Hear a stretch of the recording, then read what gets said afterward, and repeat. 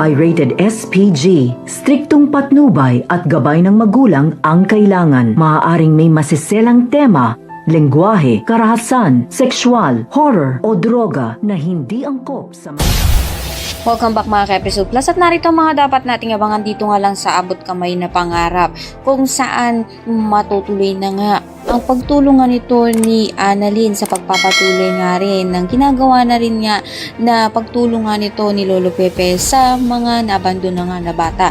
Kaya naman inimbitahan nga nito ni Annalyn ito nga si Justine upang makisama nga sa kanila. Malalaman naman nga nito ni Giselle na papauwi na rin naman nga rin itong kanyang anak nang hindi man nga lang niya nakasama.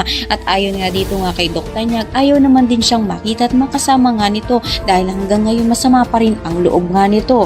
Subalit hindi nga nagtatapos ang lahat doon dahil na nga rin hindi na inaasahan nito nila Annalyn na darating nga ito nga si Justine sa araw nga ng kanilang charity party. Kaya naman nagulat nga siya at sinabi niya nga dito nga kay Giselle na maaari pa nga siyang bumawi. Kaya napakatutukan nga natin kung magtatagpo nga ba itong si Justine at itong si Giselle sa huling pagkakataon at mapatawad na nga kaya niya ang ginanga niya at lahat ng yan mga natin. Maraming